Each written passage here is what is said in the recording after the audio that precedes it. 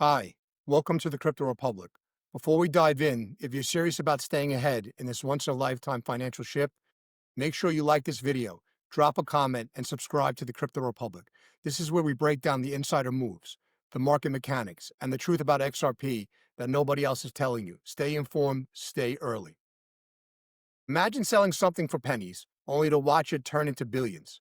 History is full of investors who cashed out way too early. Let's count them down. 1849, California gold rush. Farmers and landowners sold their property cheap, chasing quick profits. The real winners? Those who held the land in San Francisco, which exploded in value. 1901, Texas oil boom. Ranchers sold worthless land for pennies. That same land sat on massive oil fields like Spindletop. Buyers became oil barons. 1911, Standard Oil breakup. Some shareholders panicked and sold before the government split it up.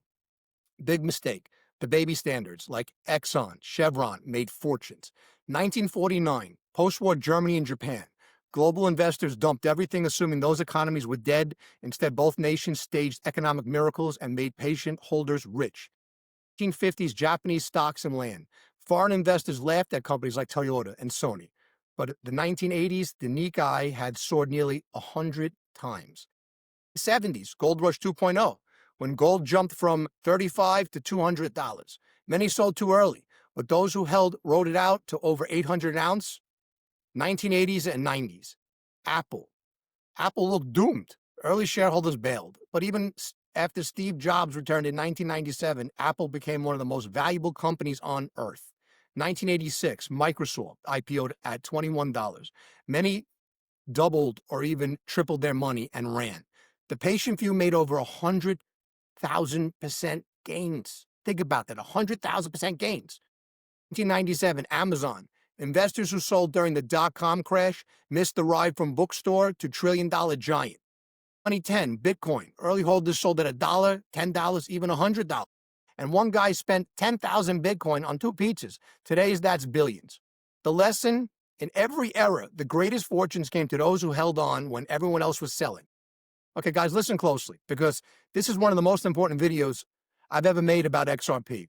Most people out there think the goal is simple. You buy XRP, you wait until it hits 1,000, and then boom, you sell it all, cash out, and walk away rich, right? Onto the airport, flying over to whatever island, to your yacht, whatever it may be. But here's the trap. That mindset is exactly what smart money wants you to do. And if you fall into it, you'll end up giving away the biggest opportunity of your life. Today, I'm going to break down why selling XRP at $1,000 could be the worst mistake most investors will ever make. And I'll share 3 key strategies that the smart money is already preparing to use that will let you keep your XRP while still unlocking real wealth. But before we get into it, so let's talk about the mindset, how selling at 1,000 is a retail trap. The average investor, the crowd thinks the play is simple. Hold XRP until a big number flashes across the screen. Then hit the sell button, collect the profits, and go home and celebrate. But here's the problem. Selling at $1,000 doesn't just trigger a massive tax hit. It also forces you to give up the most valuable asset you own, an asset that isn't even close to reaching its true utility phase yet. Think about this. XRP isn't just some meme coin you flip. This is the foundation for cross-border payments, liquidity on demand, and eventually entire central bank digital currency rails. If you sell it at the first round number, you're doing exactly what Wall Street and institutions want you to do. Hand over your golden goose for a quick paycheck. I've been there before. Years ago, I sold a different asset way too early. I made a small profit, felt good about it at first, but years later, I look back and think, man, had I just held on to that one and I found a way to leverage it instead of selling, my financial position would be 10 times what it is now. Don't repeat that mistake with XRP. Borrow against XRP. That's the smart money play here. Now, here's where things get interesting. The wealthy don't sell their most valuable assets. They leverage them. They borrow against them. That's how rich stay rich and get richer. And the same thing applies here. When XRP reaches 1,000, instead of cashing out and killing your golden goose, you'll have the option to borrow against it. Now, I'm not saying jump into the first lending platform you see. A lot of them are risky. Some of them are shady, and a few have already blown up in the past. But the financial infrastructure being built around crypto is evolving fast. Just like how people can take out loans against their life insurance policies or their 401ks, the same system is coming for XRP. In fact, it's already here in limited ways. Right now, you can lock up XRP as collateral and borrow a percentage of its value, sometimes 30 to 50% without selling a single coin. Let that sink in for a second, right? Why does this matter? Because loans aren't taxable events. That means you can access liquidity without triggering capital gains, and you still can keep your XRP bag intact for the long haul. Think about it like this. Let's say you got 10,000 XRP. At 1,000 per token, that's $10 million. Instead of dumping it and losing your asset, you could borrow a few million against it. Use that money to invest in business, real estate, or even build a digital income stream, all while your XRP is still sitting there, compounding in value as adoption grows. That's the true wealth play here, ladies and gentlemen. That is how generational wealth is built. Wealth will last beyond this pump. Now let's shift into the long-term vision, because here at the Crypto Republic, we're all about the long-term vision. A lot of people treat crypto like a lottery ticket. Scratch it, win big, cash out. But XRP is not just a quick win.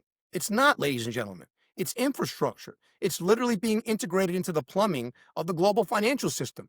So the question isn't how do I sell it? The question is how do I make sure I still own it when the system fully runs on it? Here's the mindset shift. Don't treat XRP like something you're going to sell. Treat it like something you'll use, something you'll leverage, something you'll pass down.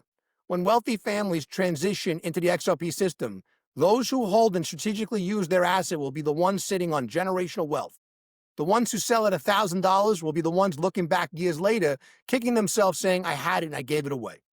Now, full disclosure, I'm not a financial advisor. I'm just sharing strategies I've studied, tested, and personally prepared for myself and everyone else at the Crypto Republic. I've experimented with collateralizing crypto before. Some platforms worked, some didn't, and I lost a little money testing them out. That's fine, because the lesson wasn't invaluable. It can be done, and it's only going to get better as the space matures. So I'm personally not in a rush. I'm waiting for stronger, safer products to emerge. But the day they do, that's when the real wealth strategies will be unlocked. So let me leave you with this, ladies and gentlemen. Selling at $1,000 isn't a win. It's a trap. It's the retail exit door. And if you walk through it, you might walk straight out of the biggest wealth transfer in modern history. Instead, think long-term. Think leverage. Think beyond the pump. That's how you make sure your XRP doesn't just change your life for a year, but changes your family's life for generations. If this opened your eyes, smash that like button. Leave a comment with your thoughts. Turn on notifications. And most importantly, subscribe to the Crypto Republic, bringing you the truth about XRP, global banking, moves, and the wealth transfer already unfolding. Don't just watch history happen. Stay informed, stay ahead, and stay in the Republic.